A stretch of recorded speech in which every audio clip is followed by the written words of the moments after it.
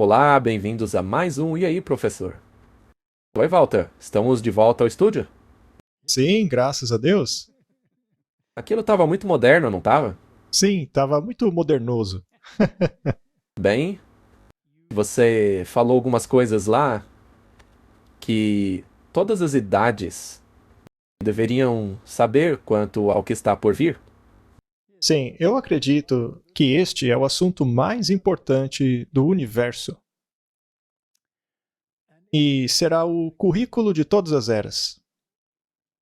E certamente é o assunto mais controverso. Eu acredito que cada conflito que já se levantou nesse mundo está centrado neste currículo. E conforme nos aproximamos do tempo do fim, esse conflito irá aumentar. E multidões de multidões estão no vale da decisão. Então, se olharmos na imagem aí, veremos as multidões que estão no vale da decisão, ali embaixo. Temos uma cruz central, que está ligeiramente borrada por uma razão, e temos dois ladrões, um à esquerda e o outro à direita.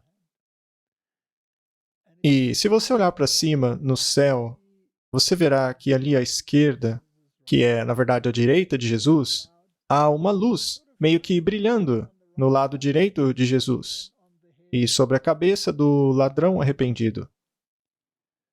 E do outro lado, temos trevas e um relâmpago. Esta é, portanto, a decisão que todos têm que tomar. Mas por que isso foi necessário? Para ser um exemplo? Será que não havia outra maneira? Não. E por que há apenas dois ladrões? Um de cada lado de Jesus. Veja, nenhum dos dois possui justiça própria. Isso representa a humanidade. Nós não temos justiça própria. Todos nós pecamos e fomos destituídos da glória de Deus. Não existe justiça. Ninguém é justo. Portanto, temos aí dois ladrões, dois pecadores. E o pecador à direita de Jesus, que é a nossa esquerda, será que ele tinha boas obras para apresentar? Não. Se é assim, o que o salvou? Foi a graça e a justiça de Jesus. Que alcançaram o ladrão por meio da fé. Portanto, o ladrão tinha zero justiça de si mesmo. Ele não podia alegar nada em sua própria defesa, a não ser depender da justiça imputada por Cristo. Ele não teve tempo para se santificar. Temos aí então o exemplo do que é a justificação e da santificação pela promessa. Exato. A santificação também acontece ao mesmo tempo. Se ele viesse a descer da cruz, ele deveria permanecer na santificação. Ele deveria permanecer neste processo. Portanto, o ladrão, sem mérito nenhum próprio, é salvo pela justiça de Cristo. Justiça de Cristo é o centro do Evangelho. Esta imagem aí é o estudo da eternidade. Nós jamais assimilaremos isto em sua plenitude. Ninguém poderá se dizer superior. Tudo o que estamos fazendo aqui é dizer que é esta a decisão que todos devemos tomar. Há duas cruzes ao lado de Jesus. Apenas duas classes, uma que aceita e a outra que rejeita. Pode haver milhares de subclasses, mas apenas duas principais. Portanto, este assunto é talvez o mais importante. Você pode orar para nós? Querido Pai, obrigado por podermos estudar a sua maravilhosa graça, o currículo de todos os séculos. Mas não podemos fazer isso sem a tua iluminação. porque aí cairemos em nosso próprio entendimento. Ajuda-nos a compreendermos da maneira que o Senhor deseja. Em nome de Jesus, amém. Amém? Temos aí um outro exemplo, Martin, que ilustra a decisão da humanidade. Estes são os sacrifícios de Caim e Abel. Aqui na frente você tem Abel e ele está sacrificando o cordeiro. Já no fundo, você vê Caim, que trouxe as obras de suas próprias mãos. Ele recusou-se a fazer o que Deus havia pedido. Ele disse: as minhas obras são suficientes. Então, temos duas classes.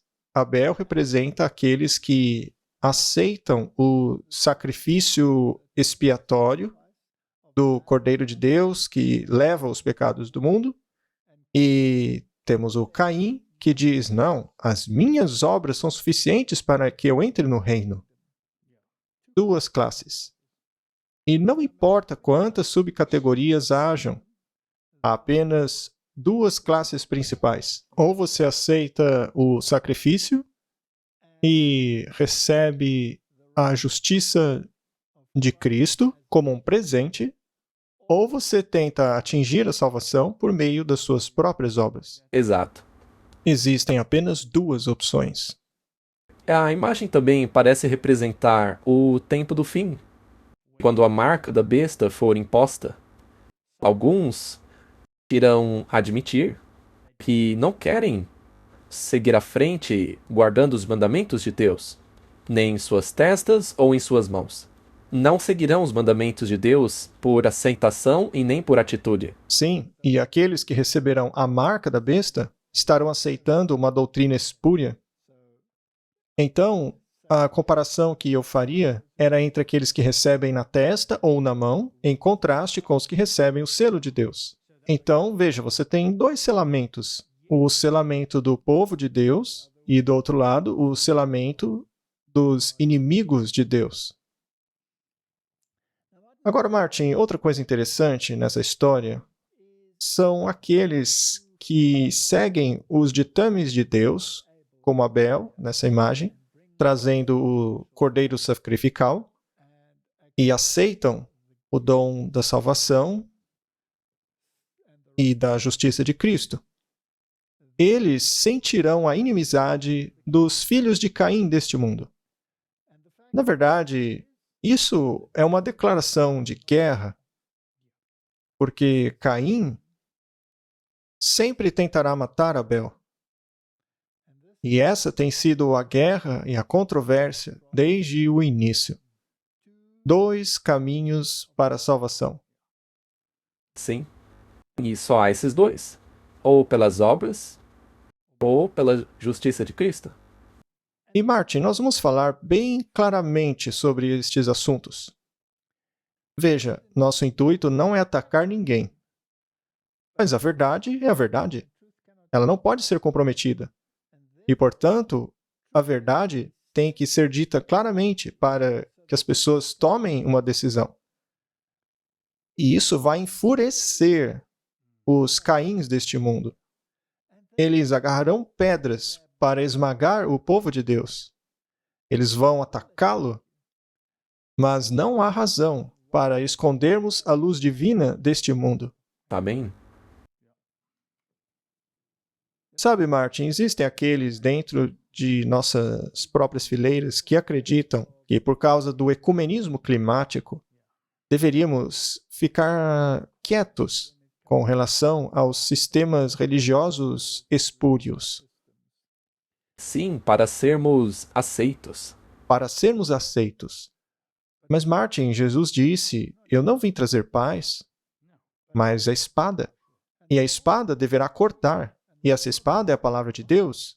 Então, deixemos que a palavra de Deus fale. Nós não vamos diluir a nossa doutrina simplesmente para ficarmos bem diante dos outros. Não. E, de novo, isso não é um ataque pessoal a ninguém.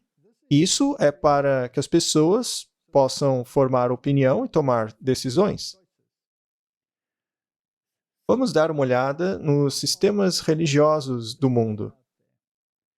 Temos aí um artigo da Igreja Católica falando a respeito do bom ladrão e do mau ladrão. Devemos nos lembrar que o catolicismo baseia muitas de suas doutrinas na tradição. E a tradição é o contexto no qual tudo, inclusive a Bíblia, deve ser estudado e lido. O problema é que Jesus disse que nós podemos anular a palavra de Deus por causa das tradições. Então, aqueles que acreditam que devemos tomar Deus por sua palavra não podem misturar a Bíblia com tradições. Mas vamos ler o que diz este artigo católico a respeito do bom ladrão e do mau ladrão. Na tradição, o bom ladrão é chamado de São Dimas e o mau ladrão de Gestas. Note que a irmã Ana Catarina Emmerich, em suas visões da paixão, registrou o nome do mau ladrão como Gesmas, que também foi utilizado no filme A Paixão. Portanto, o filme A Paixão foi baseado nas visões católicas. Não foi baseado na palavra de Deus. Isso é muito importante de se compreender. Sem dúvida.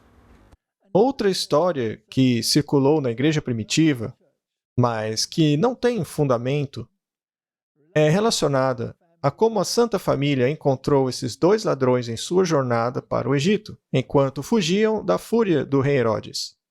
Movidos de compaixão, Dimas não quis machucar a Santa Família, mas Gestas queria roubá-los e machucá-los. Lembre-se, tudo isso daqui é de acordo com a tradição, ok? Então, Dimas subornou Gestas com 40 dracmas para deixá-los em paz. A Santa Mãe disse a Dimas que o Senhor sustente com sua mão direita, dando-te a remissão de seus pecados. Então, nesse cenário aí, quem está concedendo a remissão de pecados? Maria. Maria. Então, o pequenino Jesus disse: Mãe, após 30 anos, os judeus irão me crucificar em Jerusalém, e esses dois ladrões serão levantados na cruz comigo, Dimas na minha mão direita e Gestas na minha esquerda. E depois disso, Dimas irá comigo para o paraíso. Como já vimos, não há evidência alguma disso. Mas o catolicismo adora esses escritos apócrifos. Martin, essa história aí é uma fantasia. Na verdade, é patético que as pessoas coloquem qualquer credibilidade em algo desse tipo. O problema é, se você realmente estuda a Bíblia e este assunto, e você lê o Espírito de Profecia como o desejado de todas as nações, então você vê que isso aí não se encaixa no estilo de Jesus. Claro que não. Além disso, o bebê Jesus ainda estava sendo amamentado. Ele jamais poderia ter dito isso aí. Além disso, Maria o teria esquecido completamente, porque ela ficou surpresa ao ver Jesus crucificado, assim como todo mundo. Então, isso daí, obviamente, é uma mentira. Mas a semente que foi plantada é a de que o bom ladrão permanece sob a proteção de Maria. É o que diz a tradição. Vamos rapidamente ao filme A Paixão de Cristo. O diretor Mel Gibson disse ao Christianity Today: Eu tenho me maravilhado pela forma com que o público evangélico tem reagido a esse filme muito mais do que qualquer outro grupo cristão. O que torna isso tão admirável é que este filme é muito mariano. Gibson a chama de uma tremenda corredentora e mediadora. O que você diz, Martin? Isso é blasfêmia. E das grandes, pois apenas um mediador entre Deus e os homens. Jesus? O homem Jesus Cristo. Isso aí que vimos não é bíblico. E eu também acho impressionante que os cristãos evangélicos não percebem o quão mariano esse filme é. Sim, exatamente. Vamos ainda mais fundo que isso. Essa é uma imagem do filme, do ladrão arrependido. Você pode ver que ele está vestindo algo em torno de seu pescoço, mas a Bíblia faz alguma menção disso? Não, absolutamente nada. Certo, então vamos tentar descobrir o que é isso. No filme A Paixão de Cristo, o ladrão arrependido utiliza uma escápula marrom católica. Isso lhe permite escapar do purgatório. Ah, tá. Martin, o purgatório é uma doutrina bíblica? Claro que não. E não foi essa questão do purgatório que deu início à Reforma Protestante? Sim, as indulgências para escapar do purgatório. E qual é a função do purgatório? É fazer as pessoas Pagarem. pagarem pelos pecados que foram perdoados por um padre. Então, quem é que paga pelos pecados? A própria pessoa? E se este fosse o caso, você precisaria de Jesus para alguma coisa? Não. Portanto, essa teologia é a negação da expiação. Você pode utilizar alguns méritos dele, mas é só isso. Sim. A procissão cumpre exatamente os estágios católicos da cruz e os 5 dolorosos mistérios do rosário. Não tem nada disso na Bíblia. Nada. Então isso não passa de tradição humana? Exatamente. E de acordo com eles, Martin, na cruz, Jesus teria dito está feito, ao invés de está terminado. Mas por que eles fazem essa diferenciação? Temos que estudar isso aí. Bem, de acordo com Roma, foi a Eucaristia que foi feita na cruz. A Eucaristia é um sacrifício contínuo. Na verdade, eles dizem que é exatamente o mesmo sacrifício que aconteceu na cruz. Por outro lado, a Bíblia diz que Jesus foi sacrificado de uma vez por todas. A Eucaristia, o sacramento de nosso Salvador feito por Cristo na cruz, também é um sacrifício de louvor em gratidão à obra da criação. Isso foi retirado do Catequismo da Igreja Católica, artigo 1359. Temos que dar uma olhada detalhada nisso daí. Temos aqui o artigo 1359. A Eucaristia, o sacramento de nossa salvação, feita por Cristo na cruz, também é um sacrifício de louvor e gratidão pela obra da criação. No sacrifício da Eucaristia, toda a criação amada por Deus é apresentada ao Pai por meio da morte e ressurreição de Cristo. Por meio de Cristo, a Igreja católica, é claro, pode oferecer o sacrifício de louvor e gratidão por tudo aquilo que Deus criou de bom, bonito e justo na criação e na humanidade.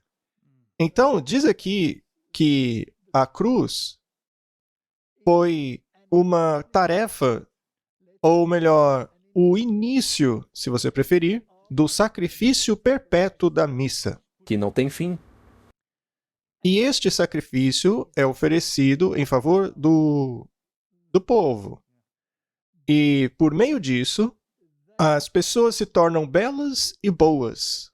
A igreja. A igreja torna as pessoas boas, belas e justas por meio do sacrifício da Eucaristia. Isso é bíblico, Martin? De jeito nenhum. É a justiça de Cristo, quando é imputada a você, que o torna justo.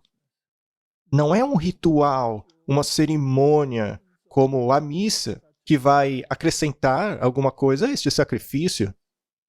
Este é, portanto, um ponto muito importante. Veja, Martin, existem duas classes, como já dissemos. Aqueles que aceitam o sacrifício e aqueles que não. Aqueles que aceitam o dom gratuito da salvação e a justiça imputada de Cristo, e aqueles que oferecem as suas próprias obras. Aqui temos um caso claro daqueles que trazem as suas próprias obras, porque elas não precisam do sacrifício de Jesus. Sim, porque... A missa faz isso por você. Sim, basta você frequentar a missa. Quando lemos a Bíblia Douay Rheims, que é a versão jesuíta da Bíblia, vemos assim: Jesus, portanto, quando tomou do vinagre, disse, está consumado. Essa é uma tradução muito estranha. E, curvando a fronte, rendeu o espírito. Agora, quando lemos na Bíblia dos protestantes, e não na católica, vemos assim: Jesus, portanto, tendo tomado o vinagre, disse, está terminado. Ele então curvou a fronte e rendeu o espírito. Essa palavra no original é telio. Vejamos o que diz o dicionário. Acabar, terminar, finalizar, performar, executar, completar, cumprir. Quando aquilo que foi terminado corresponde àquilo que foi dito, a ordem ou comando. Levar a cabo o conteúdo de uma ordem.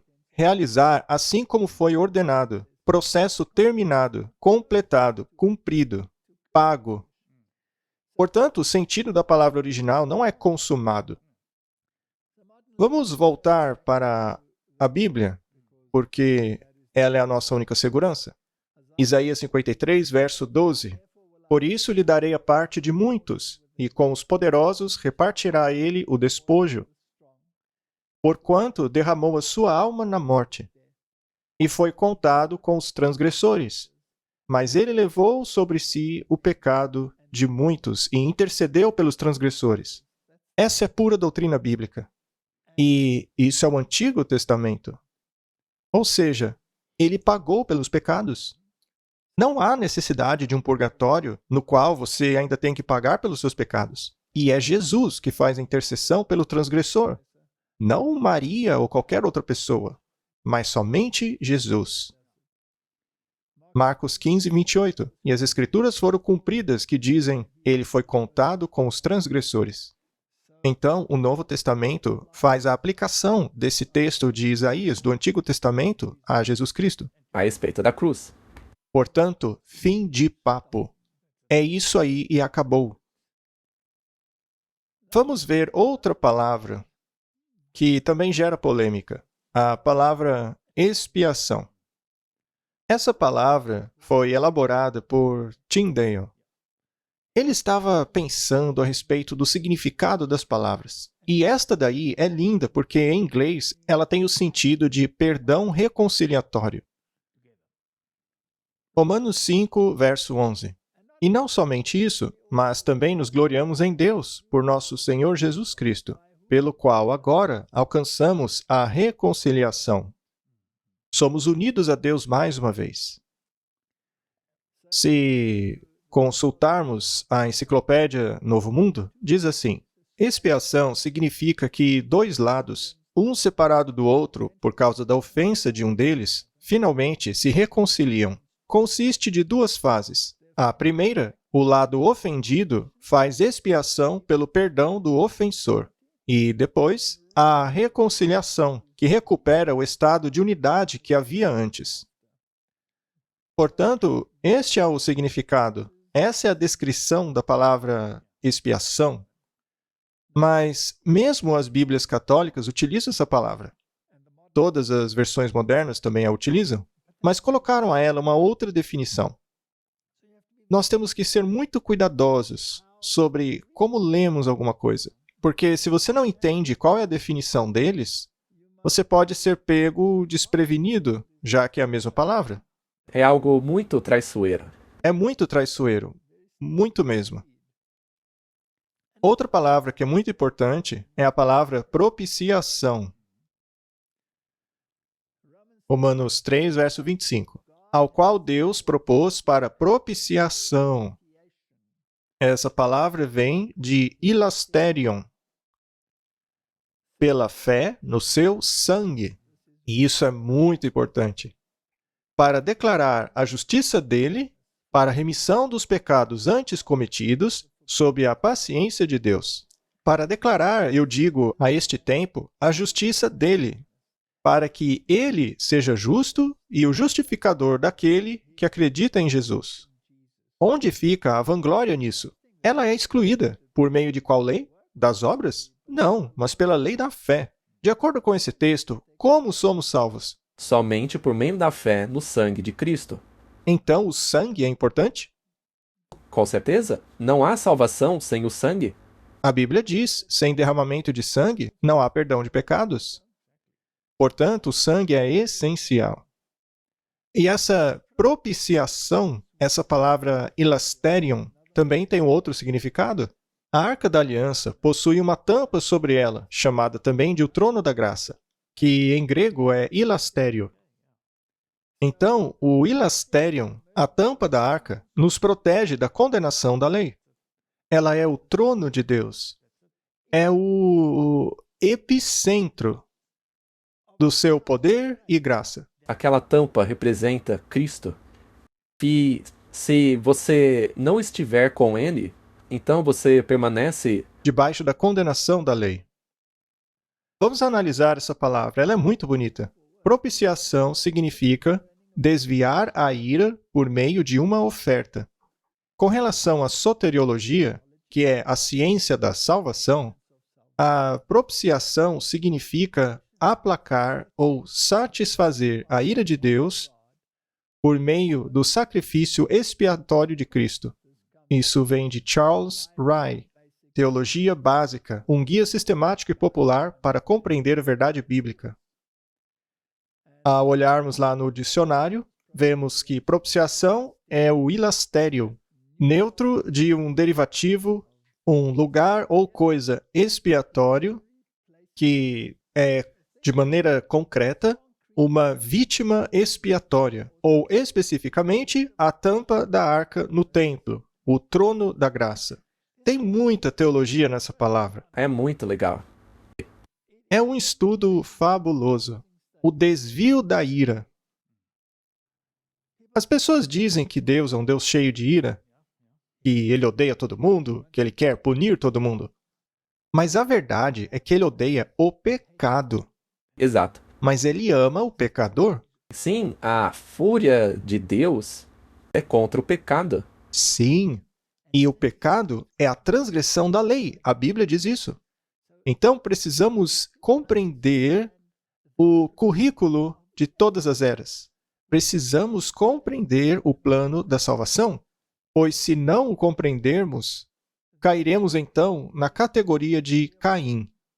E, como você disse, só há dois lados. Só há dois lados. Então, precisamos deixar isso muito claro. Em contraste a isso, o princípio de que o homem é capaz de salvar-se a si mesmo por meio de seus próprios esforços é a base de toda religião não cristã. Há apenas duas opções, Martin. Ou Abel ou Caim. Ou o ladrão da direita ou o ladrão da esquerda. Não existe outra opção. Vamos dar uma olhada nesta guerra, então. Vejamos como é a salvação para o Islã. E eu poderia aqui dar centenas de versos, mas vamos manter as coisas simples. Isso vem de uma fonte islâmica. Vejamos o que ela diz. Uma vez que Deus é todo-poderoso, ele não precisa de todo esse enigma proposto pelos cristãos para perdoar o homem. No Alcorão, Deus diz que todos somos criados num estado de bondade. Vamos parar aí. Isso já não é contrário à Bíblia? A Bíblia diz que todos caímos e fomos destituídos da glória de Deus. Não tem um justo sequer. O coração é desesperadoramente perverso. Acima de todas as coisas. Martin, isso daí é exatamente o oposto das Escrituras. Na verdade, isto se encaixa na filosofia de Hollywood. Siga o seu coração. Siga o seu coração. Por que seguir o coração se este é desesperadoramente perverso? Muito bem, continuando. Deus não colocou sobre o homem o fardo de nenhum pecado original, já que perdoou Adão e Eva. A doutrina do pecado original é uma doutrina católica, segundo a qual herdamos o pecado de Adão, mas em nenhum lugar na Bíblia é dito que herdamos o pecado de Adão. Nós herdamos uma natureza caída.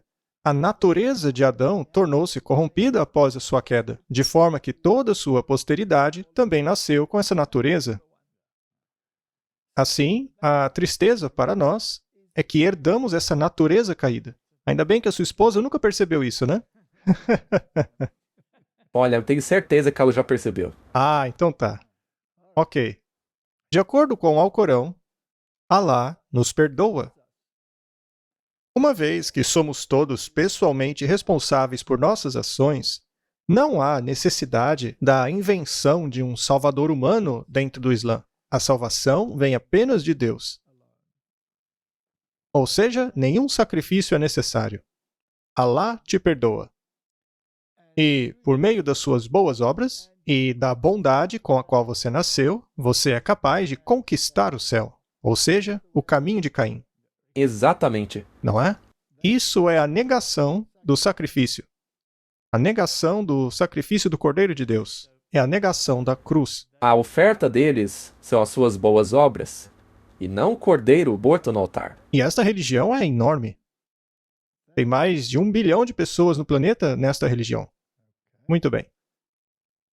E com relação ao budismo, veja o que diz a enciclopédia Novo Mundo. O budismo está longe do teísmo, portanto, não possui nenhum conceito de expiação por Deus. Pelo contrário, ele foca na expiação entre os seres humanos, ensinando a importância do perdão.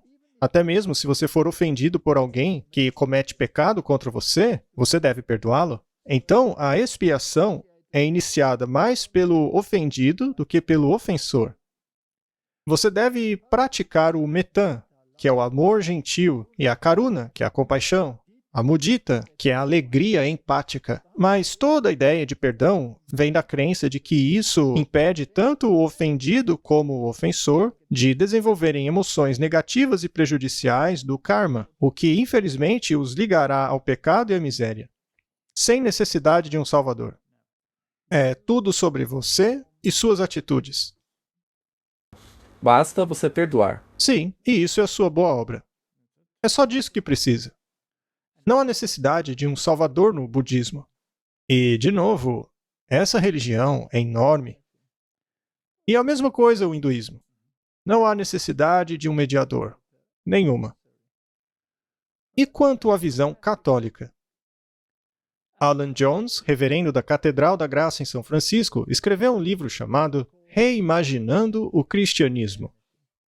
Neste livro, ele diz: essa fixação da Igreja na morte de Jesus como ato salvífico universal precisa acabar. E o lugar da cruz precisa ser reimaginado na fé cristã.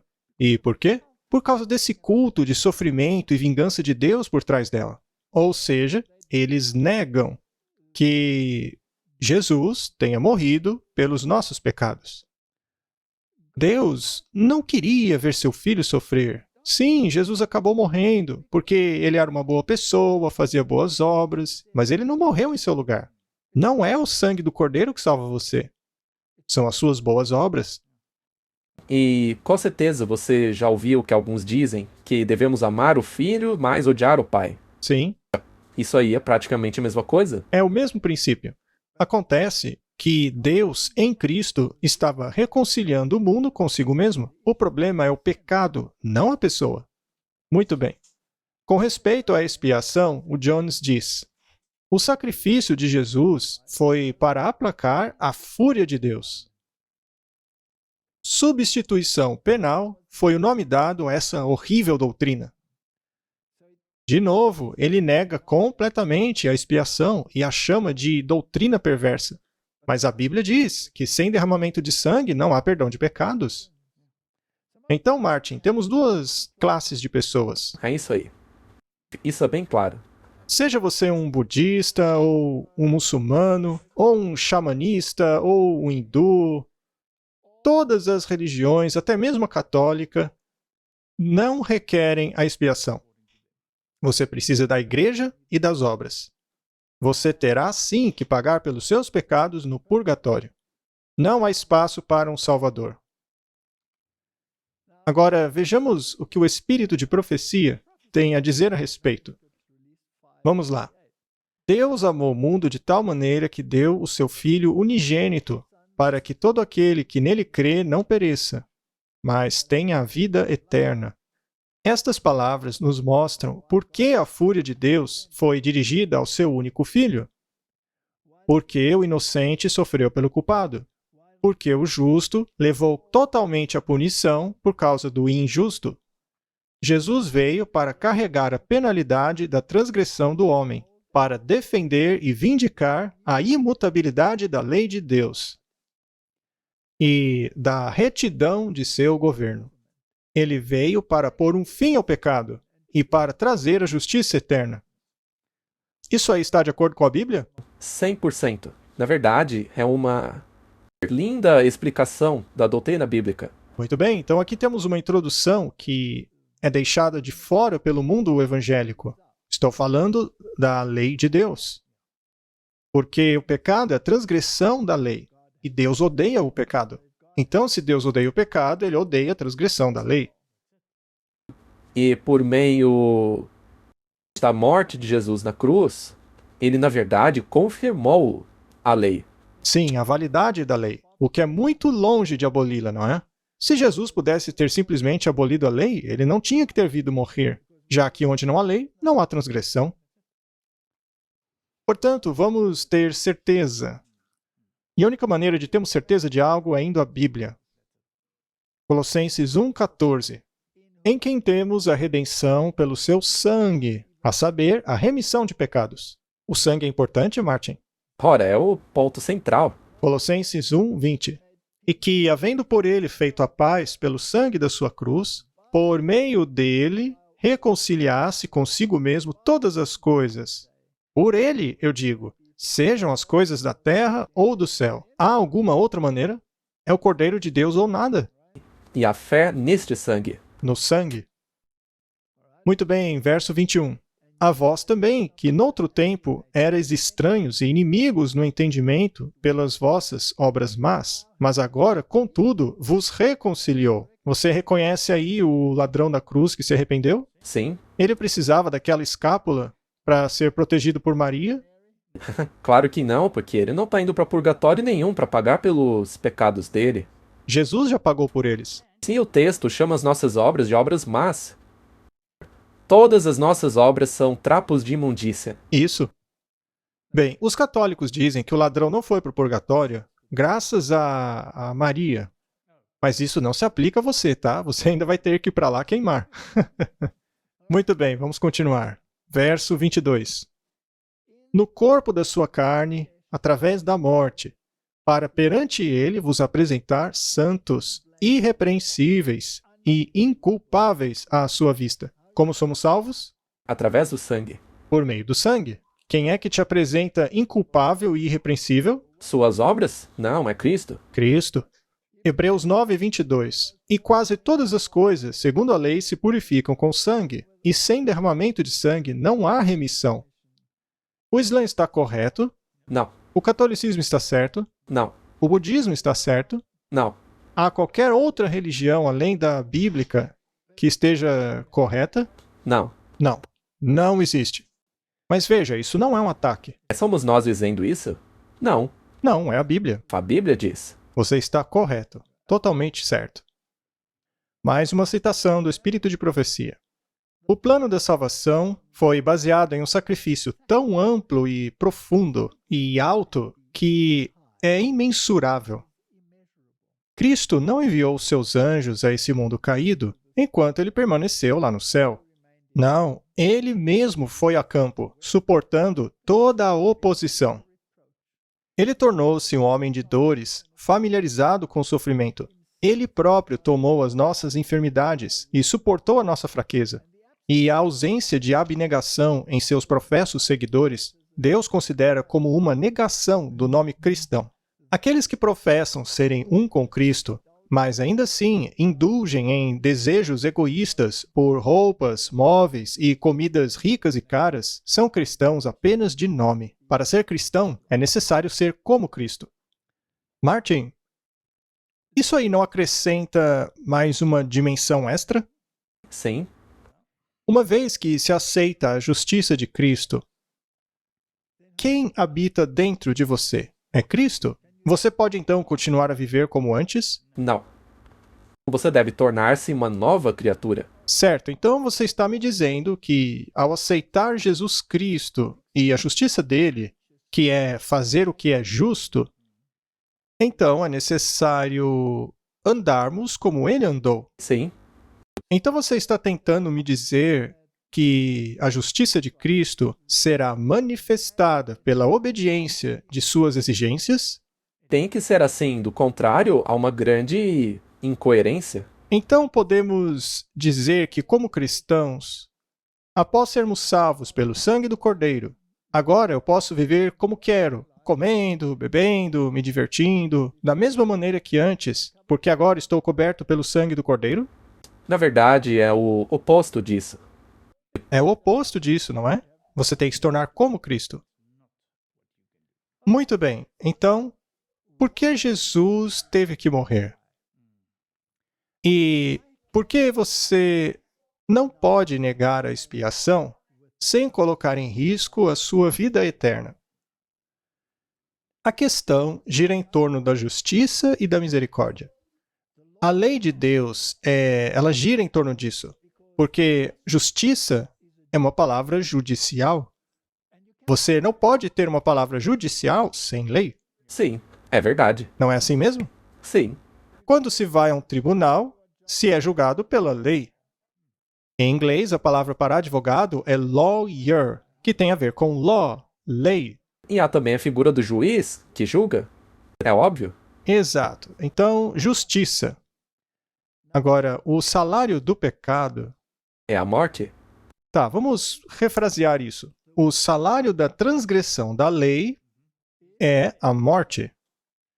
E se você é um transgressor, então a justiça exige que você morra. É o que diz a lei de Deus. Ok. Mas o que exige a misericórdia? A misericórdia põe de lado a penalidade da lei. Então ela remove a condenação. Sendo assim, podemos afirmar que justiça e misericórdia são opostos, Sim, completamente opostos, não é? A justiça exige a morte e a misericórdia exige a vida. São totalmente opostos. Se você afirmar que um transgressor merece a aplicação da justiça, isso naturalmente vai excluir a misericórdia. isso mesmo, porque a penalidade precisa ser executada. Ok. Agora, presumindo que Satanás, quando foi expulso do céu, onde havia justiça, ele tenha dito a Deus: espera um pouquinho aí. Como você pode dar misericórdia à humanidade quando eles transgrediram, sendo ao mesmo tempo um Deus de justiça? Se eles transgrediram, eles merecem a mesma penalidade que eu, a morte. Mas você está dizendo que é um Deus misericordioso e que vai perdoá-los. Neste caso, você não é um Deus justo? Bem, se você considerar essas frases, ele está certo. Ok. Mas e se eu te disser, Martin, que justiça e misericórdia se beijaram ali na cruz? A cruz, de certa maneira, satisfaz a exigência da justiça e capacita, de certa maneira, a exigência da misericórdia. Não é correto? Me parece que sim. Muito bem. Então a cruz é crucial e negar qualquer um de seus componentes é negar a expiação. Isso mesmo. Certo. Vamos avançar. Salmos 89, verso 14. A justiça e o juízo são a base de seu trono. A misericórdia e a verdade irão adiante do teu rosto. Dois opostos. Segundo o diabo, é impossível conciliar os dois. É o que ele diz. Não dá. Muito bem. Agora, curiosamente, Martin, as religiões do mundo dizem a mesma coisa. Segundo elas, você deve satisfazer as demandas da justiça com as suas boas obras. São as suas boas obras que expiam seus pecados. Vamos ler Isaías 9, verso 7. Do aumento deste governo e da paz não haverá fim, sobre o trono de Davi e do seu reino, para o firmar e o fortificar com juízo e justiça, desde agora e para sempre. O zelo do Senhor dos Exércitos fará isto. Ok, vamos pegar a palavra paz aqui e vamos olhar Salmo 119, verso 165. Muita paz tem aqueles que amam a tua lei, e para eles não há tropeço. Então, Martin, podemos ler os textos assim: do aumento do governo e daqueles que amam a lei, não haverá fim sobre o trono. A justiça e o juízo governarão. Muito bem. E então você tem o Salmo 85, que diz assim: misericórdia e verdade se encontraram. A justiça e a paz beijaram uma a outra. Vamos definir a palavra verdade, Martin. Salmo 119, 142. A tua justiça é a justiça eterna. A tua lei é a verdade. De novo, se formos refrasear, lemos assim: a misericórdia e a lei se encontraram. Você acha que isso faz sentido?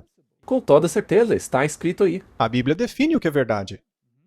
Muito bem. Então, mais uma vez, temos a justiça e a misericórdia. E até mesmo justiça e paz. Porque podemos substituir a palavra paz por lei. Podemos dizer que a justiça e a lei se beijaram.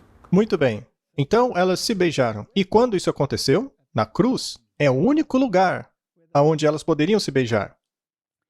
Temos aí uma citação do livro Desejado de Todas as Nações. Satanás, com suas poderosas tentações, torceram o coração de Jesus. O Salvador não podia ver além dos portais da tumba. Por que não? Porque, Martin, o pecado nos afasta de Deus. O pecado é transgressão da lei.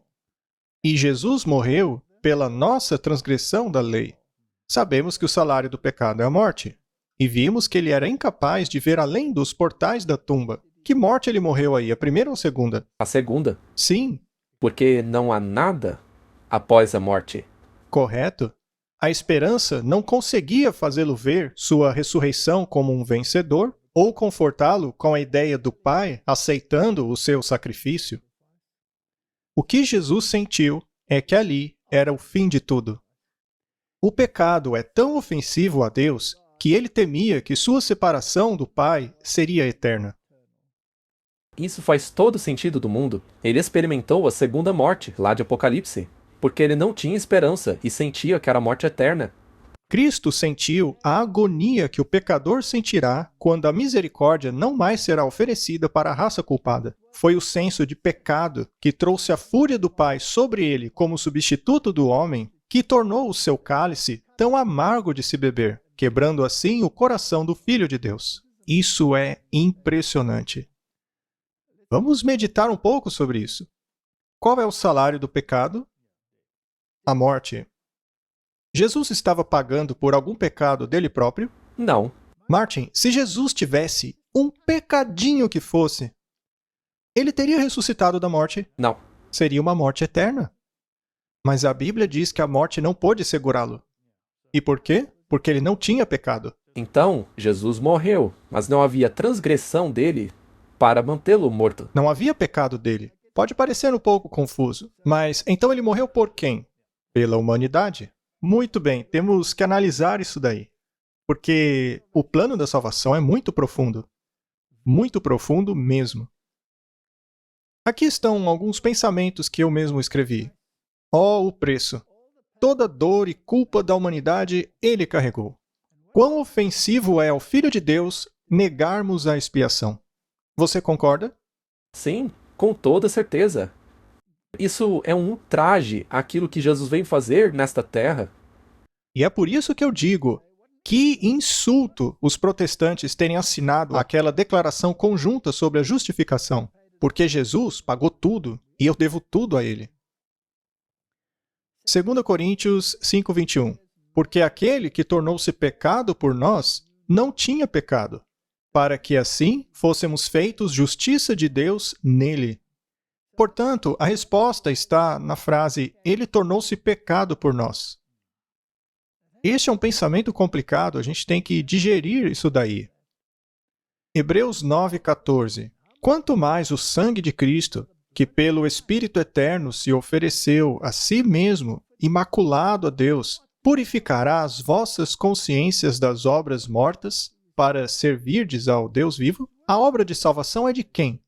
De Jesus, Deus, sim. Agora o verso 28. Assim também Cristo, oferecendo-se uma vez para tirar os pecados de muitos. Esse texto torna o sacrifício contínuo da missa algo sem sentido nenhum. Sim, porque ele morreu de uma vez por todas para tirar nossos pecados. Continuando, aparecerá a segunda vez sem pecado aos que esperam para a salvação. Esse é o plano da salvação. Agora temos que analisar a legalidade disso. Vamos reiterar.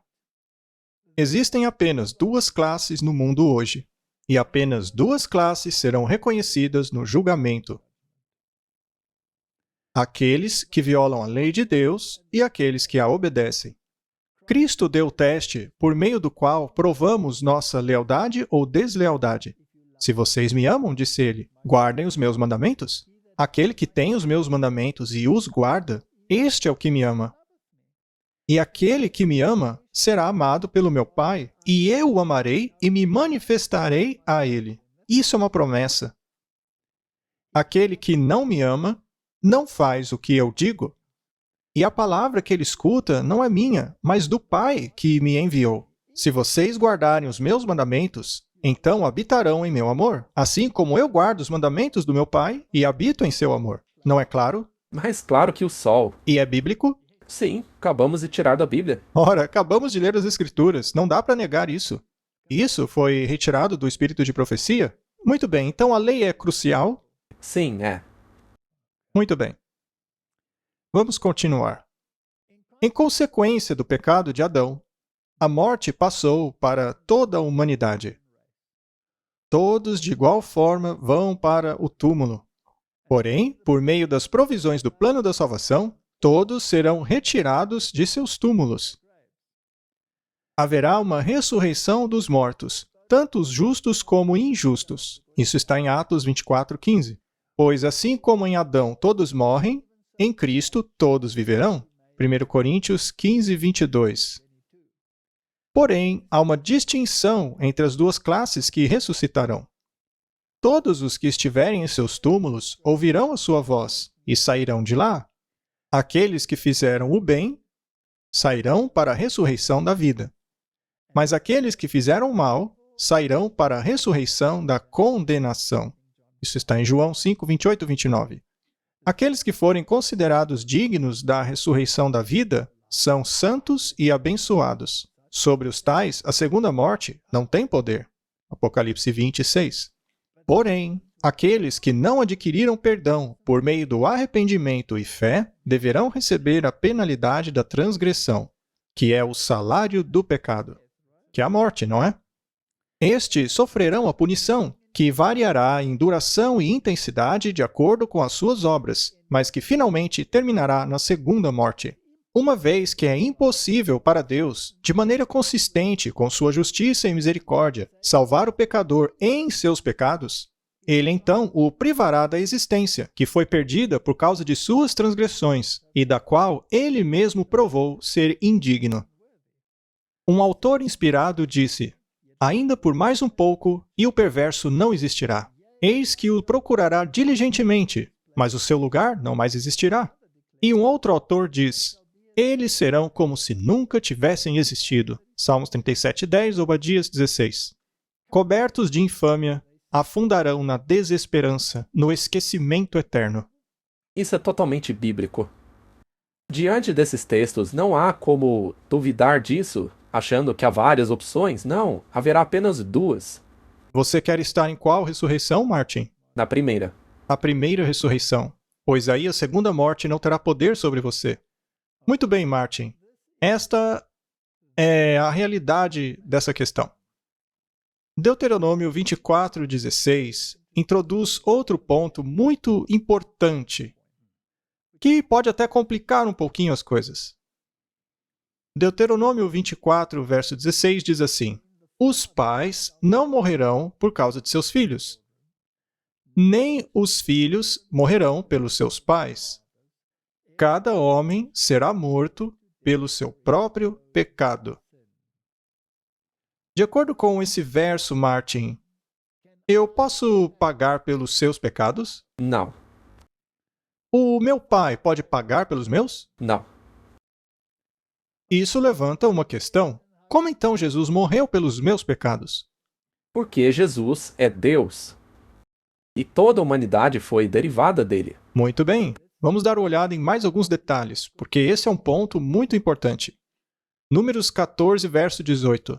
O Senhor é longânimo e grande em misericórdia, perdoando a iniquidade e a transgressão, e de maneira alguma inocenta o culpado. Temos aí a questão da justiça e da misericórdia, não é? Continuando. Visitando a iniquidade dos pais sobre os filhos até a terceira e quarta geração.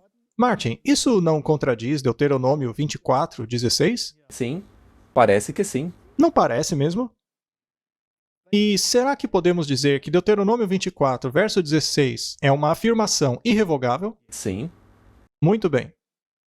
Portanto, não é possível visitar a iniquidade dos pais sobre os filhos. Não. Muito bem. Porém, esse outro verso diz que a iniquidade é visitada até a terceira e quarta geração. Precisamos entender isso daí. É um ponto importante. Sim, deve ser estudado. Muito bem. Vamos dar uma resposta curta aí. Deus diz que a iniquidade não pode ser transferida de uma pessoa para outra. Mas em qual sentido essa iniquidade é transferida de uma geração a outra geração? A resposta é simples. Os atos e o exemplo que os pais apresentam aos seus filhos é frequentemente repetida por eles. Os filhos acabam se comportando como os pais, o que normalmente acontece até a terceira e quarta geração. Agora, na ciência da epigenética, nós temos descoberto que um mau hábito, Mas veja, a tradição pode encaixar nisso aí também. sim, um mau hábito é perpetuado até pelo menos a terceira e quarta geração. Ou seja, aquilo que os seus pais comiam, você tende a comer, seus filhos tendem a comer e provavelmente até os seus netos. Mas se você decide quebrar o ciclo dizendo eu não quero mais isso, é uma luta. Então, não é que Deus pune os filhos pelos pecados que os pais cometeram, mas é que a iniquidade dos pais é repetida pelas próximas gerações. Muito bem, tudo isso é bem interessante de se estudar. A iniquidade é passada pela tradição e pela epigenética às próximas gerações. Deus, ele pune cada um de acordo com as suas próprias escolhas. Correto? Por exemplo, Adão não acabou passando a sua tendência para praticar o mal às próximas gerações? Sim, e a grande batalha de cada um é quebrar esse ciclo. E já vimos um exemplo disso logo nos 2 primeiros filhos. Muito bem. Temos aí um outro ponto interessante, Hebreus 7, 9.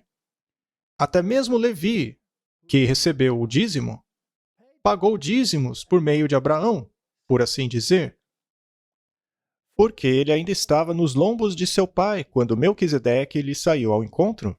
Vamos analisar isso um pouco. Levi existiu entre 350 e 400 anos depois de Abraão.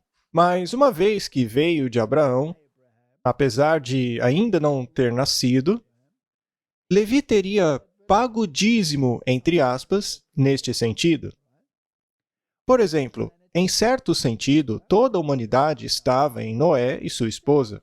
No entanto, em Adão, toda a humanidade, machos e fêmeas, estavam corporativamente nele presentes. De forma que, quando Adão pecou, toda a humanidade herdou a sua natureza caída e a propensão para o pecado. Então veja, os descendentes de Adão não herdaram o pecado dele, mas sim a sua natureza propensa a pecar. Quem então poderia redimir a humanidade caída pagando o salário do pecado, que é a morte? Apenas alguém no qual toda a humanidade estava corporativamente presente antes de Adão ter existido. Este é Cristo, por meio de quem todas as coisas foram criadas, e em quem habita corporalmente toda a plenitude da divindade. Jesus disse em João 8,58, certamente eu lhes digo que antes de Abraão, eu sou. Jesus é o grande eu sou. Veja, toda a humanidade estava em Adão. Quando Adão caiu, toda a humanidade herdou a natureza caída de Adão. Mas antes da queda de Adão, de quem veio a humanidade? De Cristo? De Cristo. Portanto, o único que poderia carregar a iniquidade de toda a humanidade é alguém em quem a humanidade estava essencialmente presente antes de existir. E que também não pecou. E que também não pecou. Então, esse é Cristo. É por isso que Adão não poderia morrer pela raça humana. Exato. Vamos cavar mais fundo ainda. Romanos 9, 29. E como antes disse Isaías, se o Senhor dos Exércitos não nos deixar a descendência, teríamos nos tornado como Sodoma e teríamos sido feitos como Gomorra. Sem descendência, não há esperança para a humanidade. Sodoma e Gomorra são símbolos da destruição final, representando assim a segunda morte. A palavra descendência está no singular. Lucas 8:11. A parábola é esta: a semente é a palavra de Deus. E a palavra de Deus, naturalmente, é Jesus. No início era a palavra, e a palavra estava com Deus, e a palavra era Deus. Gálatas 3:16. As promessas foram feitas a Abraão e sua semente. Ele não diz sementes no plural, fazendo referência a muitos, mas a apenas um, a tua semente, que é Cristo. Portanto, a semente é uma. Só há um que pode nos salvar. Do contrário, somos como Sodoma e Gomorra. Colossenses 1:16. Pois por meio dele todas as coisas foram criadas, que há no céu e na terra, visíveis e invisíveis, sejam tronos ou domínios ou principados ou poderes. Todas as coisas foram criadas por ele e para ele. Ele é o Criador. Tudo sempre existiu corporativamente nele. Isso não inclui os anjos? Sim. Ele criou tudo. Tudo. João 1:3. Todas as coisas foram feitas por ele. Todas é uma palavra bem ampla. Sim, o universo inteiro. É como disse o verso: tudo, seja no céu ou na terra. E sem ele, nada do que foi feito se fez. Então ele é o único. E se você for a Apocalipse, onde vemos que ninguém era digno de abrir o rolo, apenas o cordeiro que havia sido morto era digno. Ninguém mais, nem no céu, nem na terra, nem debaixo da terra, ninguém era digno de abrir o rolo a não ser Jesus. 2 Coríntios 5:21. Pois ele se fez pecado por nós. Ele que não conheceu o pecado, para que fôssemos feitos justiça de Deus nele. Que coisa fantástica! Isso será tema de nosso estudo para sempre. Ele é o Deus homem, totalmente sem pecado, e tomou sobre si a natureza caída de Adão. E ainda assim é sem pecado. Ele possui este atributo da pureza perfeita por parte de seu pai e o atributo da natureza caída humana de sua mãe. Sei que soa terrível, mas é assim que é. Em certo sentido, ele, sendo Deus Criador, possui corporalmente toda a humanidade nele. Muito bem, vamos continuar. Esta é uma citação do Espírito de Profecia. Pela sua obediência a todos os mandamentos de Deus, Cristo realizou a redenção do homem. Ele não fez isso saindo de si mesmo para outro, mas por tomar a humanidade em si mesmo. Assim, Cristo deu à humanidade uma existência fora de si mesma. Trazer a humanidade para dentro de Cristo, trazer a raça caída em unidade com a divindade, é a obra da redenção. Cristo tomou a natureza humana para que os homens pudessem ser um com Ele, assim como Ele é um com o Pai. Para que Deus possa amar o homem, assim como ama o seu Filho unigênito. Para que os homens possam ser participantes da natureza divina e completos nele. Somente Deus poderia fazer isso. Jesus é Deus ou não é? Sim, 100%. 100%. Se Jesus não for Deus, então a humanidade não pode estar corporalmente nele. Então, o único que pode pagar o preço é alguém que pode corporalmente morrer a favor de e também como humanidade. Isso é impressionante. É incompreensível. Nossas mentes não compreendem. Cada pecado que cada ser humano em toda a existência desse mundo já cometeu, ele carregou. Esmagou a vida dele. Tirou sangue por meio de sua pele. Ao assumir a humanidade, Cristo tornou-se parte de cada ser humano. Ele foi o cabeça da humanidade, o ser divino e humano. Com o seu longo braço humano, ele poderia abraçar toda a humanidade, enquanto que com seu braço divino, ele poderia assegurar o trono do infinito. O único, o único indivíduo em todo o universo que poderia morrer em favor e como você e eu é o próprio Deus. Jesus Cristo, Deus manifesto em carne. já que viemos todos dele. O Senhor pode tomar cada um de nós em seus braços, pois estes circundam a raça. Nos lembremos de que depois que Cristo tomou os passos necessários no arrependimento, conversão e fé em favor da raça humana, ele foi a João ser batizado por ele no Jordão. Vamos parar aí.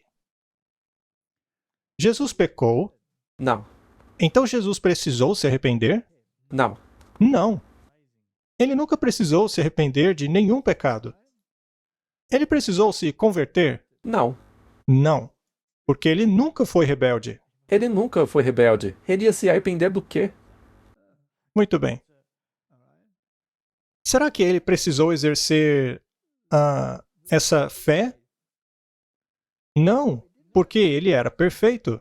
Ele era objeto da fé. A nossa fé se baseia justamente nele. Muito bem. Então, depois Cristo ter tomado os passos necessários para o arrependimento, conversão e fé em favor da humanidade, então veja, ele não fez por necessidade própria, mas para nós. Muito bem. Agora, o quão perfeito seria esse arrependimento em nosso favor? Quão perfeita seria essa conversão? Quão perfeita seria essa fé? A fé de Jesus não era pequena? Não, ela não era. Ele então foi a João ser batizado por ele no Jordão. Mas ele precisava? Não. Ele não precisava nascer de novo. Ele também fez isso em nosso favor. Não é à toa que João estranhou, dizendo: Eu tenho que ser batizado por ti, e tu vens a mim? Jesus disse: Deixa assim por enquanto, porque assim convém cumprir toda a justiça. Por quem ele foi batizado? Pela humanidade. Pela humanidade. Pelo transgressor. Isto não é o batismo perfeito? Não é a conversão perfeita? E o plano da salvação necessita disso. Sim, totalmente. Porque se você não tem uma salvação perfeita, então você sofrerá o salário do pecado. Quando ele saiu da água, ele ajoelhou-se às margens do Jordão e ofereceu uma oração tal como jamais havia chegado aos céus. Enquanto ele orava, os céus abriram, e a glória de Deus, na forma de uma pomba dourada, ficou sobre ele. E dos mais altos céus foi ouvida a voz do infinito dizendo: Este é o meu filho amado, em quem me comprazo. Martin, esse não é o plano da salvação perfeito. Será que existe outro? Existe outra coisa que possa satisfazer as exigências da justiça? Não, não existe. Existe outra maneira de satisfazer as exigências da misericórdia? Não. Nem mesmo o seu arrependimento é bom o suficiente? Então, seria a morte de Cristo essencial? 100%. Já que até mesmo ele teve que se arrepender em seu favor. E temos que ter fé nisso. Mas o Islã chama esse plano de salvação de filosofia humana inventada. Isso é realmente fascinante. É um assunto importante? Claro, é a salvação. Muito bem. O desejado de todas as nações, página 112. O olhar do Salvador parece penetrar o céu enquanto ele derrama sua alma em oração. Enquanto ele sabe o quanto o pecado endureceu os corações dos homens e o quão difícil seria para eles discernirem sua missão e aceitarem o dom da salvação, e não é difícil até hoje, Martin? Sem dúvida. Até hoje as pessoas não rejeitam? Ele suplica ao Pai por poder para superar a descrença deles, para quebrar o laço com o qual Satanás os enredou e, em favor deles, vencer o destruidor. Ele pede que o Pai aceite a humanidade na pessoa do seu Filho. Apenas na pessoa dele isso era possível, já que apenas nele a humanidade estava corporalmente presente. Nunca dantes os anjos ouviram tal oração. Estes ficaram ansiosos por levar ao seu amado comandante uma mensagem de conforto e segurança. Mas não, o próprio Pai deve responder à petição de seu filho. Diretamente do trono são irradiados os raios de sua glória. Os céus então se abrem, e desce sobre a cabeça do Salvador, em forma semelhante à de uma pomba, a mais pura luz, um emblema digno daquele que é manso e humilde. Não é magnífico? É espetacular, maravilhoso. Hebreus 2,16. Pois verdadeiramente ele não tomou sobre si a natureza de anjos, mas tomou sobre si a semente de Abraão. Agora, as novas traduções violam completamente esse verso. As novas traduções, como a Nova Versão Internacional, por exemplo, dizem: é claro que não é a anjos que ele ajuda. Ora, você viu? Isso remove do verso o plano da salvação. Destrói completamente a beleza do verso. E ainda assim é uma mentira. Afinal, a própria Bíblia diz que Deus ajudou Gabriel quando ele teve dificuldades com o diabo. Isso está lá no livro de Daniel, não é? Portanto, o verso nem sequer é verdade. Mas, enfim, já falamos muito sobre esse assunto nos outros episódios. Romanos 8, verso 2. Pois a lei do Espírito da vida de Cristo Jesus me tornou livre da lei do pecado e da morte. Jesus não é a propiciação, Sim, o ilastério. exato. Jesus é a propiciação. Porquanto o que era impossível à lei, visto como estava enferma pela carne, Deus, enviando seu Filho em semelhança da carne do pecado, pelo pecado condenou o pecado na carne. Jesus pagou o preço. E por que ele pôde ser ressuscitado? Porque ele não pecou. Ele não pecou. Por isso ele não permaneceu morto, porque o salário do pecado é a morte, e ele não pecou. Mas quando ressuscitou, não ressuscitou também corporalmente toda a humanidade?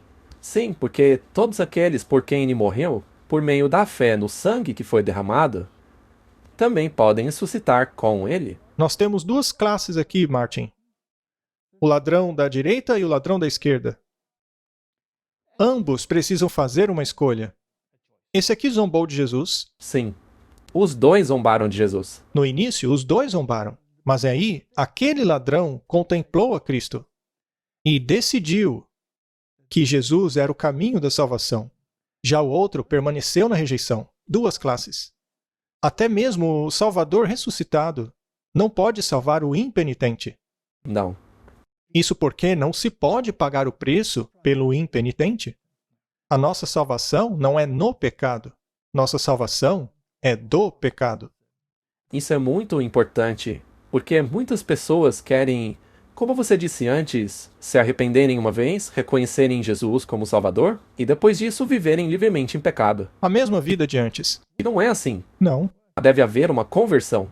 O verso 4 diz: para que a justiça da lei possa ser cumprida em nós, que não andamos segundo a carne, mas segundo o Espírito. Então, a lei é justa? É claro que é justa. É claro que é justa. E ela é válida até hoje. Claro que é válida. Não foi abolida. Isso não abole a lei, mas a estabelece. Muito bem, vamos ponderar sobre isso aqui. É um pensamento que eu escrevi. Quando Deus soprou o fôlego de vida no homem, esta vida era eterna debaixo da condição de obediência. Não é assim mesmo? Claro.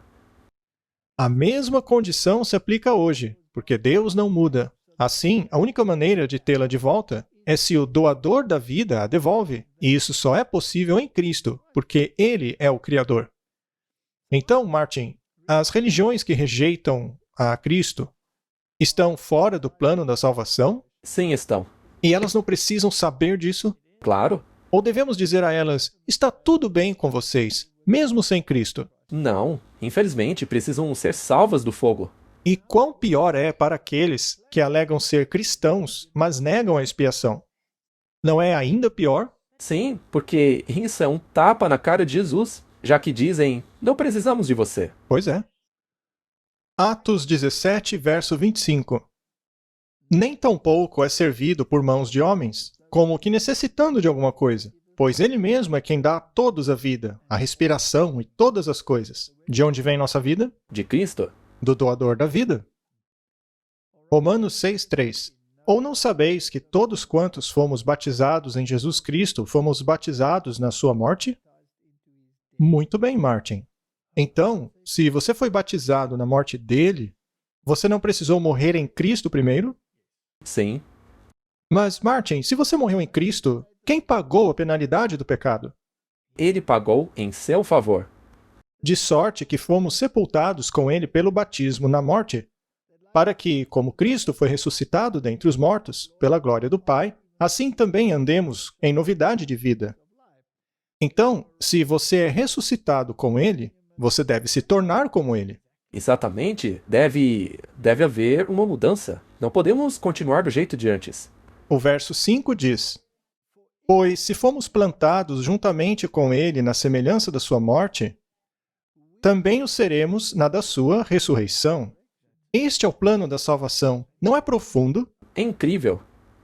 Graças a Deus por isso. Há outra maneira? Não, Não há outra maneira de sermos salvos. Qualquer outra coisa é negar a justiça de Cristo.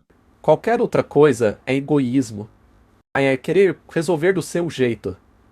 Muito bem, vamos ainda mais longe. Romanos 3, 25. Ao qual Deus propôs para propiciação o ilastério pela fé no seu sangue, para demonstrar a justiça dele, pela remissão dos pecados dantes cometidos sob a paciência de Deus. Como eu sou salvo? Por meio de Cristo. Pela justiça dele. Não há outro jeito. Minhas obras não conseguem isso. Quer dizer então que não devo ter boas obras? Também não é assim. Como já dissemos muitas vezes, boas obras são o resultado da sua salvação em Cristo. Verso 26.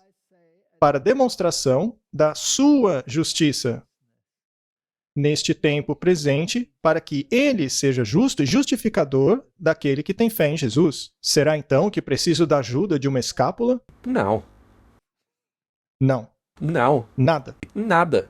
Onde está a vanglória então?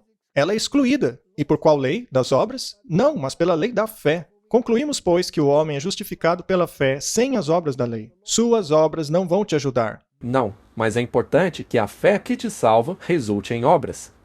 Correto? 2 Coríntios 5,14.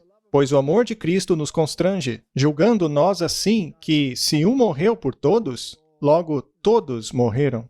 Ou seja, Martin, a justiça foi saciada. A transgressão da lei sofreu a punição exigida. É um plano tão profundo. É uma coisa maravilhosa. Romanos 6, verso 6. Sabendo isto, que o nosso homem velho foi com ele crucificado, para que o corpo do pecado seja desfeito, para que não sirvamos mais ao pecado. Portanto, não devemos mais transgredir a lei, porque pecado é a transgressão da lei. Porque aquele que está morto está justificado do pecado. Ora, se já morremos com Cristo, cremos que também com ele viveremos. É isso mesmo. Sabendo que, tendo Cristo ressuscitado dentre os mortos, já não morre. A morte não tem mais domínio sobre ele. Martin, só esse texto já destrói a doutrina do sacrifício da missa. A morte não tem mais domínio sobre ele. Pois, quanto a ter morrido, de uma vez morreu para o pecado. Mas, quanto a viver, vive para Deus. Assim também vós considerai-vos como mortos para o pecado, mas vivos para Deus em Cristo Jesus, nosso Senhor. Maravilhoso.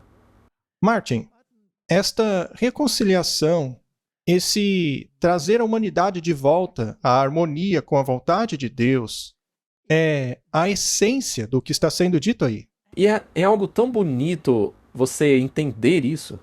O que me faz pensar por que Deus, como dizem algumas pessoas, acabaria com a lei. E por que ele faria isso? Para você poder fazer justamente aquilo que ele não quer que você faça? Isso é um grande absurdo. Por que Deus anularia a lei se ela está lá para te ajudar? É isso mesmo. Vamos ler uma citação do Espírito de Profecia.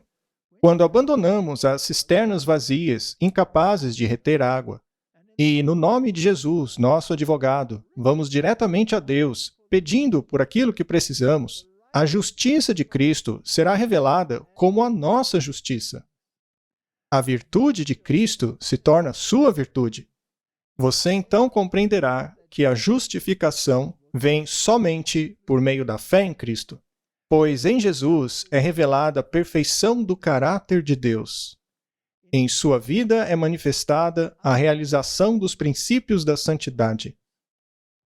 Por meio do sangue expiatório de Cristo, o pecador é libertado da escravidão e condenação. Isso daí descarta todas as religiões, menos o cristianismo bíblico. Sim, porque todas as outras religiões dependem de obras para se chegar à salvação. Deveríamos então informar os muçulmanos de que precisam disso? Claro, não podemos abandoná-los. Não devemos informar os budistas? Os hindus? É uma declaração tão importante, isso que acabamos de ler, porque precisamos amá-los, mas esse amor é manifestado ao pregarmos a eles para receberem a salvação. Sim. Este é o currículo dos séculos. Precisam compreendê-lo. Porque se não compreenderem, estarão ao lado de Caim. É por meio do sangue expiatório de Cristo que o pecador é libertado da escravidão e condenação. Através da perfeição do substituto, o pecador poderá então correr a corrida da humilde obediência a todos os mandamentos de Deus. Sem Cristo, ele está debaixo da condenação da lei. Não há propiciatório, não há Jesus, não se pode eliminá-lo. Ele será sempre um pecador, mas, por meio da fé em Cristo, ele será justificado diante de Deus. Esse é o plano da salvação. É profundo. E ele exigiu o sacrifício máximo. Mas há conflito entre o Antigo e Novo Testamentos? Vamos ler Isaías 45:17. Mas Israel será salva no Senhor com salvação eterna. Por isso não sereis envergonhados nem confundidos em toda a eternidade. De mim se dirá: deveras no Senhor há justiça e força. Até ele virão, mas serão envergonhados todos os que se indignarem contra ele. Há qualquer conflito entre o Antigo e Novo Testamentos? Não. Até ele virão, mas serão envergonhados todos os que se indignarem contra ele. Não há muitos que se indignam contra ele? O plano da salvação divina não é criticado? Sim, né? Verso 25. Mas no Senhor haverá de ser justificada, e haverá de se gloriar toda a descendência de Israel. Eu queria chamar a atenção para o fato de isso estar no presente, mas no inglês percebe-se claramente que é um presente condicional. Se. Muito bem, vamos ler uma citação do Espírito de Profecia. Cristo declarou aos seus ouvintes que, se não houvesse ressurreição dos mortos, as Escrituras que eles professavam crer não serviriam para nada. Ele disse: mas com relação à ressurreição dos mortos, vocês não leram aquilo que Deus disse? Eu sou o Deus de Abraão, o Deus de Isaque e o Deus de Jacó. Ora, Deus não é Deus dos mortos, mas dos vivos. Acho que Jesus deixou bem clara a situação aqui, não foi? Agora, ouça isso aqui. Deus conta as coisas que não são como se fossem. Ele vê o fim desde o início e contempla o resultado de sua obra como se estivesse agora concluída. Portanto, o ladrão na cruz, ele já não foi salvo lá mesmo? Sim, lá mesmo. Os preciosos mortos, desde Adão até o último santo a morrer, ouvirá a voz do Filho de Deus e sairá do túmulo para a vida eterna.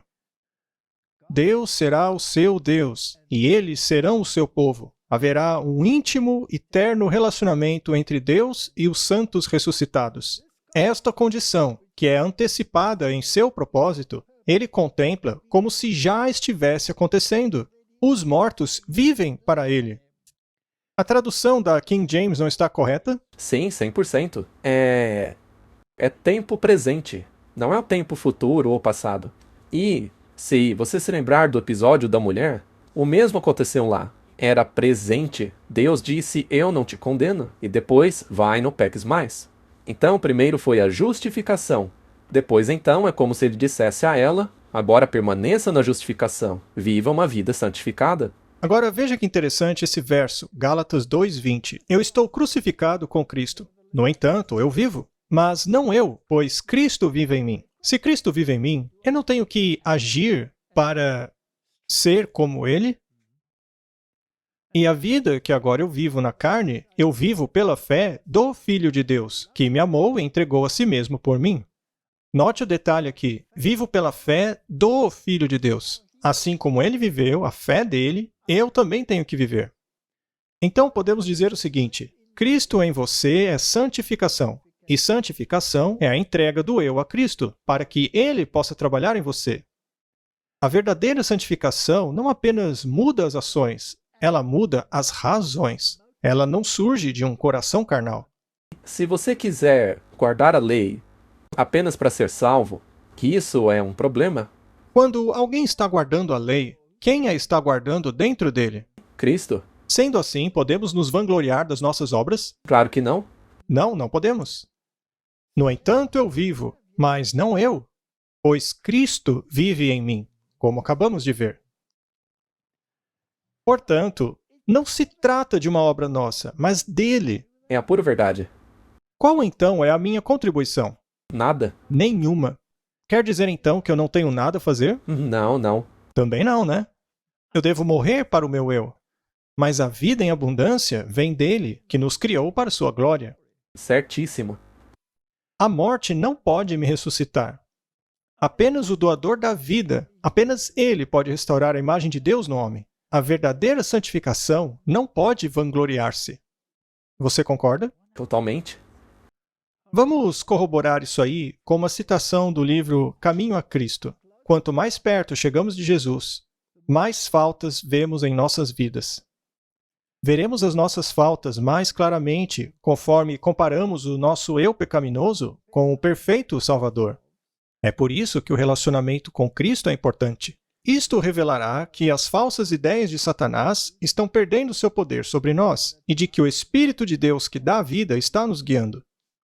Certa vez, uma jovem veio a mim dizendo: "Eu estou profundamente convicta da minha pecaminosidade. Será que isso quer dizer que Deus me rejeitou?" Isso porque muitos pensam que já deveriam conseguir não pecar. E eu disse a ela: "É exatamente o oposto do que você está dizendo. O fato de você estar ciente dos seus pecados é Deus falando a você. Você então deve pedir que Ele o ajude a imitar a sua justiça."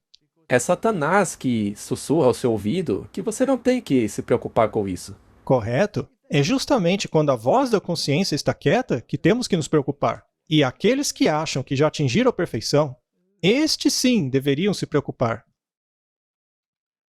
João 19, verso 5. Então saiu Jesus, vestindo a coroa de espinhos e o manto púrpura. E Pilatos disse a eles: "Eis o homem." Não é o medo da punição ou a esperança da recompensa eterna que faz com que os discípulos de Cristo o sigam. Eles contemplam o amor sem igual do Salvador, revelado por meio da sua peregrinação na terra, desde a manjedoura de Belém à cruz do Calvário. A visão dele os atrai, ela amacia e subjuga a alma. O amor é despertado nos corações daqueles que o contemplam. Eles ouvem a sua voz e o seguem.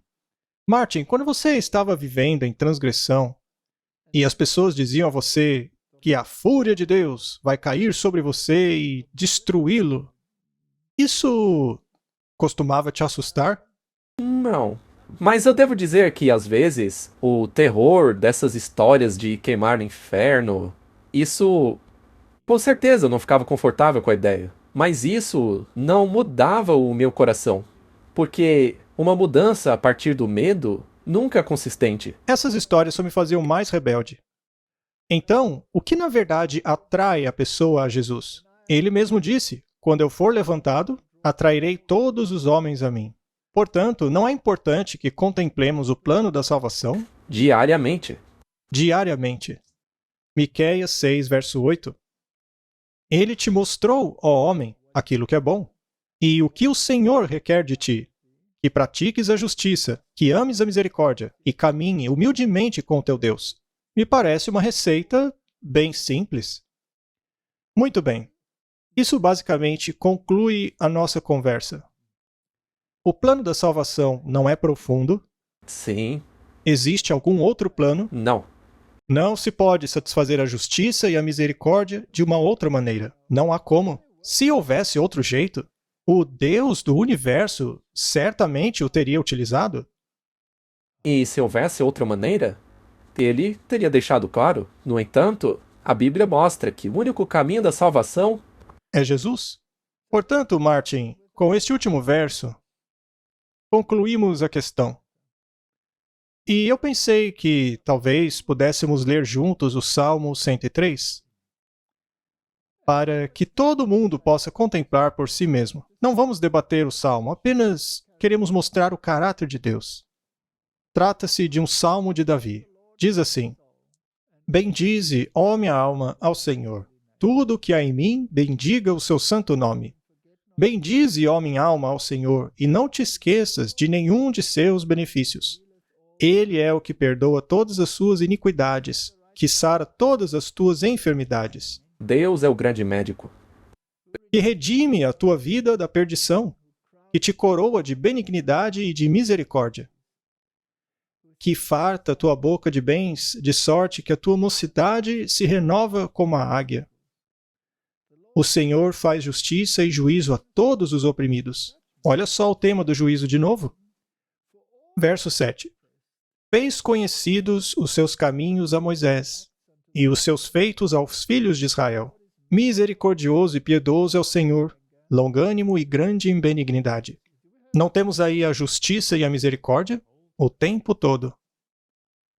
Ele não nos reprovará perpetuamente, nem para sempre reterá a sua ira. Esse mundo de pecado não vai chegar ao fim? Sim, e esta fúria não é dirigida ao pecador, mas ao pecado. Correto? Ele não nos tratou segundo os nossos pecados, nem nos recompensou segundo as nossas iniquidades? Pois assim como o céu está elevado acima da terra, assim é grande a sua misericórdia para com os que o temem. Assim como está longe o Oriente do Ocidente, assim afasta de nós as nossas transgressões. O plano da salvação está completo, Totalmente. absolutamente imaculado. Um dia ficaremos diante de Deus como se nunca tivéssemos pecado, pois o registro do pecado terá sido removido. Assim como um pai se compadece de seus filhos, assim o Senhor se compadece daqueles que o temem, pois ele conhece a nossa estrutura e lembra-se que somos pó. E não foi justamente por saber disso que ele aceitou pagar aquele preço enorme? Você tem noção do preço, Martin? Morrer por cada pecado que cada um já cometeu. Sentir toda a sua intensidade e dor que ele carrega, além das consequências dele. E ainda sem merecer nada disso. Não, ele fez tudo por puro amor. Quanto ao homem, os seus dias são como a erva, como a flor do campo, assim floresce. Passando por ela o vento, logo se vai, e o seu lugar não será mais conhecido. Mas a misericórdia do Senhor é desde a eternidade até a eternidade sobre aqueles que o temem, e a sua justiça sobre os filhos dos filhos. Não é um belo contraste daquilo que vimos? Sim, quando falamos sobre a epigenética dos hábitos e tal. Sobre aqueles que guardam a sua aliança, e sobre os que se lembram dos seus mandamentos para os cumprir. A obediência não é fundamental, Martin? O Senhor tem estabelecido seu trono nos céus, e o seu reino domina sobre tudo. Bendizei ao Senhor todos os seus anjos, vós que excedeis em força, que guardam os seus mandamentos, obedecendo à voz da tua palavra. Na terra, Assim como no céu. bendizei ao Senhor todos os seus exércitos, vós ministros seus, que executai o seu beneplácito. Bendizei ao Senhor todas as suas obras em todos os lugares do seu domínio. Bendize, ó minha alma, ao Senhor. Não é um belíssimo salmo? Me parece que o autor sentia no coração tudo aquilo que Deus fez por ele no plano da salvação. Ele reconciliou o mundo caído consigo mesmo. Fantástico. E é por isso que é tão importante contemplar essas coisas. Deveríamos gastar um momento todos os dias contemplando o que Cristo fez por nós na cruz. Sim, vamos orar. Querido Pai, obrigado pelo plano da salvação. Obrigado pela expiação, pela propiciação e pela graça que emana do teu trono. Sem o Senhor, toda a humanidade estaria perdida. Ao olharmos para as religiões deste mundo e as filosofias dos ateus, Senhor, eu tremo, porque todas ignoram este grande evento, o maior evento que já ocorreu neste universo. e que será o motivo da nossa contemplação, do nosso estudo por toda a eternidade. Hoje nós só compreendemos uma pequena fração de sua profundidade. Porque assim como os céus estão altos acima de nós, também são os pensamentos de Deus. Obrigado por nos dar um vislumbre. E ajuda-nos, Senhor, a alcançar a humanidade, para que ela possa ver naquela cruz o caminho da salvação. Em nome do Senhor Jesus. Amém. Amém.